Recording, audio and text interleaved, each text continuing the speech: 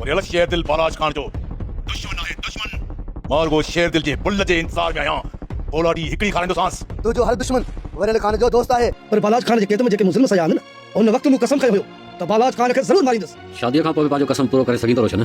तू परेशान न थी मूं सभिनि खे सॾु ॿुधाइणु शुरू कया आहिनि तू रुगो शेर दिल खे वञी ॿुधाए। सारंग बा शेर दिल खे पाण ॿुधाईंदस अमड़े ऐं मास्टर जी मर्ज़ी इहा आहे त शेर दिल खे ॿुधाइण तूं ऐं तुंहिंजो अबो वञे। कमदार के अस्पताल पहुंचण खां पोइ असां भी बालाज खान जे ॻोठ जा माण्हू मारींदासीं न सिकंदर खान न। अस्सलाम वालेकुम दोस्तों, पापनगर जी न्यू है ज़बरदस्त अपडेट खणी हाज़िर थी चुका आहियूं दोस्तों। इन खां पहिरीं असांजे चैनल ते न्यू आहे त सब्सक्राइब करे हाल ते क्लिक कयो।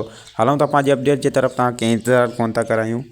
ई दोस्तों तव्हांखे नेक्स्ट एपिसोड में ॾिसण लाइ मिलंदो त वरियल खान जे कमदार खे जेको आहे त बालाज खान जा माण्हू जेको आहे त मरणी हालत में करे वेंदा ऐं सिकंदर खान जेको आहे त शेर दिल सां मुखातिब थींदे चवंदो त असां जेको आहे त पहिरियां कमदार खे अस्पताल पहुचायूं, पोइ जेको आहे त बालाज खान जे माण्हुनि में जेको आहे त हथ विझंदासीं। तंहिंते शेर दिल चवंदो त तव्हांखे जेको आहे त का बि तकलीफ़ करण जी ज़रूरत न आहे, हीउ कमदार जेको आहे त तव्हांजो धकु थियो आहे, पर दिलि मुंहिंजे खे जेको आहे त धकु लॻो आहे ऐं मां जेको आहे त बालाज खान में हाणे पाण हथ विझंदुसि ऐं हुनखे ॿुधाईंदुसि त शेर दिल जे सीने में शींहं जी दिलि आहे ऐं तव्हांजे हमराह जी मूंखे ज़रूरत न आहे। मां अकेले सिर जेको आहे त बालाज खान सां मुंहुं ॾेई सघां थो।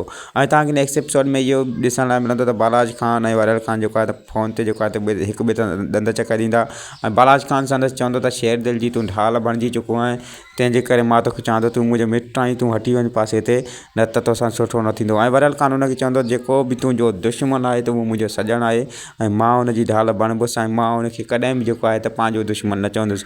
जेको तुंहिंजो दुश्मन उहो मुंहिंजो सॼणु, जेको तुंहिंजो सॼणु उहो मुंहिंजो दुश्मन आहे। इहो यादि रख। उमेद आहे दोस्तों त हीअ वीडियो तव्हांखे पसंदि आई हूंदी। वीडियो पसंदि अचे त लाइक सब्सक्राइब शेयर कंदा। वरी मिलंदासीं न्यू अपडेट सां गॾु। ख़ुदा हाफ़िज़ दोस्तों।